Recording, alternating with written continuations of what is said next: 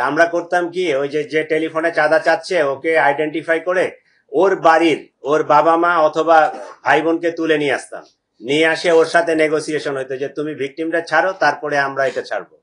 আচ্ছা, ওই আমরা আসামি গ্রেপ্তারের ক্ষেত্রে অনেক ধরনের টেকনিক অ্যাপ্লাই করি, ঠিক আছে?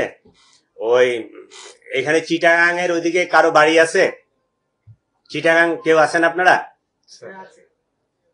এই রাউজান হাটহাজারি সার্কেলের আমি একসময় এএসপি ছিলাম, ঠিক আছে, সার্কেল এএসপি। তো ওইদিকে ওই যে স্কুলের বাচ্চা টাচ্চা খুব অপহরণ হইতো, অপহরণ হয়ে যায়, নিয়ে যায় জঙ্গলের মধ্যে রাখে, আর টেলিফোনে চাঁদা চায়।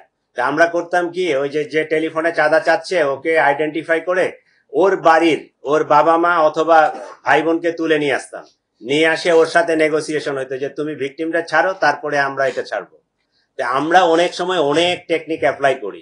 এইটাও একটা আমাদের টেকনিক ছিল। তার ফ্যামিলির উপর ওই রকম চাপ ছিল যে ওরে আসে যদি আপনারা না দেন, আমাদের কাছে হস্তান্তর না করেন, তাহলে আমরা কিন্তু আপনাদের ফ্যামিলি মেম্বারদেরকে অ্যারেস্ট করব। এটা আমাদের একটা পার্ট, টেকনিকের পার্ট। ওরা যে এমনি স্বেচ্ছায় আসে ওই হস্তান্তর করছে, বিষয়টা এরকম না, এটা একটা পুলিশি টেকনিকের একটা অংশ। তা আমরা যেটা পাইছি সেটা হচ্ছে যে আসলে কম বয়স্ক তো, 18 বছর, সে মনে হয় ওই ডিসিশন নিতে পারতেছিল না। ও সে যখন মাহিরের কাছে যায়, মাহিরের সাথে তার দীর্ঘদিনের পরিচয়, দীর্ঘদিনের প্রেম, ঠিক আছে? সে মাহিরের কাছে যখন গেছে, মাহিরকে সে বলছে যে জুবাইরকে না সরালে আমি আসলে তার কাছ থেকে সরে আসতে পারবো না।